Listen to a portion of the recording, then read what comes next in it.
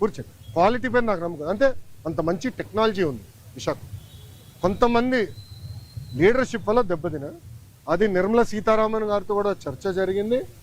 పకడ్బందైన లీడర్షిప్ని మేము తీసుకొస్తాం, దాని దారిలో పెడతాం, డివిడెండ్ ద్వారా ఉద్యోగాల ద్వారా మళ్ళీ దేశాన్ని తిరిగి మేము డబ్బులు ఇస్తాం. ఓకేనా? పాపం మీ వాళ్ళకి చోట్ల గారిపోతున్నాయి. ఒక్క నిమిషం, మళ్ళీ సమాధానం చెప్పొద్దు, పారిపోయానని మీరే రాస్తారు. బాగండి, చెప్పండి సార్. సారీ, రిపీట్ చేయండి సార్. సాయిరెడ్డి గారు ఏమన్నారండి? రాజకీయ సన్యాసం తీసుకుంటున్నా అని చెప్పారు. ఇంక మళ్ళీ దాని పార్టీలో చేరేది అంటే టీడీపీలో చేరేది ఏమన్నా?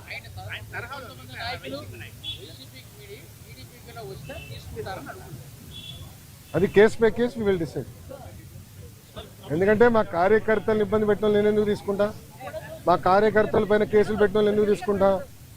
అరే నా పైన కూడా కేసులు ఉన్నాయి స్వామి. ఎస్సీ ఎస్టీ కేసు ఉంది నా పైన, అటెంప్ట్ మర్డర్ కేసు ఉంది. అవన్నీ ఇప్పుడు జరుగుతున్నాయి కదా సార్.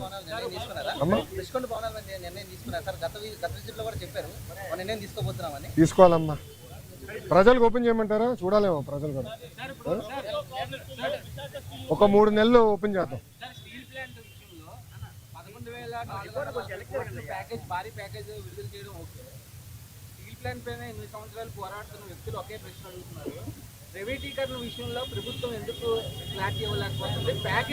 స్వామి ఒక్క నిమిషం, ఇంకా ఎన్నిసార్లు చెప్పాలి స్వామి? ఐఎమ్ సారీ, ఒక్క నిమిషం. చంద్రబాబు నాయుడు గారు చెప్పారు, కుమారస్వామి గారు చెప్పారు, నేను చెప్పా, ఇంకెంతమంది చెప్పాలి స్వామి? ఇంకెంత హామీ ఇవ్వాలి? అరే ప్రైవేటీకరణ జరగదని చెప్తే మళ్ళీ ఇంకా డౌట్ ఏంటి స్వామి? ఒక్క నిమిషం, మీరు ఏ మీడియా స్వామి? ఒక్క నిమిషం, మీరు కొంచెం చదవాలి స్వామి. ప్రైవేటీకరణ జరగదని చెప్పిన తర్వాత ఇంకేం డౌట్ స్వామి? నేను స్ట్రైట్ క్వశ్చన్ మిమ్మల్ని అడుగుతున్నా. ప్రైవేటీకరణ జరగదని నేను హామీ ఇచ్చా, నిధులు తీసుకొచ్చాం, క్యాపిటేషన్ చేసాం, ఇంకేం హామీ ఇవ్వాలి నీకు? బాండ్ పేపర్ రాసేవాళ్ళ? ఒక నిమిషం, బాండ్ పేపర్ రాసేవాళ్ళ నీకు? అరే అందరు జగన్ లాగా ఉండరు, గుర్తుపెట్టుకో. ఏం స్వామి మీరు కూడా అటు మాడితే? అది కాదు, అడిగేదాన్ని కూడా ఒక అర్థం ఉండాలి సార్. ఒక్క నిమిషం, మీడియా మిత్రులు కూడా మీరు ఆలోచించండి. ఈ ప్రశ్నకి ఏమైనా అర్థం ఉందా? ఇప్పుడు నేను ప్రైవేటీకరణ జరగనీయనని నేను హామీ ఇచ్చా. 7 నెలల్లో ఎంపీ గారు పోరాటం వల్ల, ఎమ్మెల్యేల పోరాటం వల్ల 1600 కోట్ల రూపాయలు తీసుకొచ్చాం. భారతదేశం వ్యాప్తంగా అన్ని ఉక్కు ఫ్యాక్టరీలు ప్రైవేటీకరణ జరిగే సమయంలో విశాఖ ఉక్కుకే, కేవలం విశాఖ ఉక్కుకే 11,000 కోట్ల రూపాయలు ఎక్విటీ రూపంలో, నాట్ డెట్, ఎక్విటీ రూపంలో కేంద్ర ప్రభుత్వం తీసుకొస్తుంది. రాష్ట్ర ప్రభుత్వం కూడా సుమారుగా 2,000 పైచిలుక కోట్ల రూపాయలు ఎక్విటీ రూపంలో తీసుకొస్తుంది. మళ్ళీ ప్రైవేటీకరణ అడుగుతాడు. ఈయన నాకే అర్థం అవుతుంది. నీకు ఎంత సమాధానం చెప్పాలి రప్ప? మీరే చెప్పండి, నాకు అర్థం.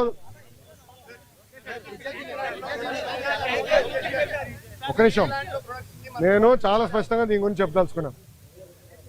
పిల్లలకి ఎలాంటి ఇబ్బంది లేదు ఈరోజు. ఎందుకంటే డైరెక్ట్ యజమాని అకౌంట్లో మేము వేస్తామని హామీ ఇచ్చాం. రైట్, ఆల్రెడీ ఫైనాన్స్ కూడా కేటాయించాం. ఓన్లీ ఇష్యూ ఏంటంటే కేంద్రం నుంచి దళితులకి కేంద్రం నుంచి డబ్బులు వస్తామా, అది లింకింగ్ ప్రాసెస్లో అయిపోతుంది, త్వరలో రిలీజ్ అవుతుంది. సో డైరెక్ట్ అకౌంట్లో వేస్తాం. ఎవరు పిల్లల అకౌంట్, తల్లిదండ్రులకి ఎలాంటి ఇబ్బంది లేదు, వాళ్ళని పిల్లలు చదివించుకోవచ్చు, యజమాని అకౌంట్లో వేస్తాం.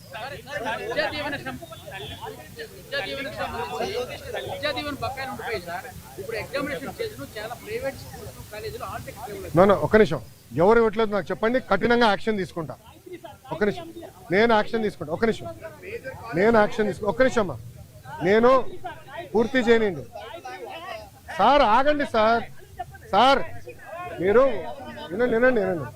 మేము కలెక్టర్ గారికి క్లియర్గా చెప్పాము, ఆల్ మేనేజ్మెంట్స్తో మాట్లాడమని చెప్పాము. ఎవరినట్టు చేస్తే కఠినంగా మేము యాక్షన్ తీసుకుంటాం, దాంట్లో ఎలాంటి సందేహం లేదు. పిల్లలు ఆగే ఎగ్జామ్ రాసుకోవచ్చు, డైరెక్ట్గా కాలేజ్ అకౌంట్లో డబ్బులు వేసే బాధ్యత మాది. ఓకేనా? ఇప్పుడు ఒక నిమిషం, గత ప్రభుత్వం, ఒక నిమిషం చప్పట్లు కొట్టే మనలో, గత ప్రభుత్వం సుమారుగా 3,000 కోట్ల రూపాయలు బకాయిలు పెట్టిపోయింది. ఎందుకు పెట్టారో వాళ్ళని అడగండి, కోడిగుడ్డుని అడగండి ఒకసారి. ఎందుకు బకాయిలు పెట్టిపోయినాడు? 3,000 కోట్ల రూపాయలు మేము కట్టాల్సిన అవసరం, కడతాం, టైం పడుతుంది. ఇంకా ముందర ఇయర్ రెగ్యులరైజ్ చేయాలి, బకాయిలు కూడా ఫేజ్డ్ మేనర్గా మేము చెల్లిస్తాం. ఓకేమా?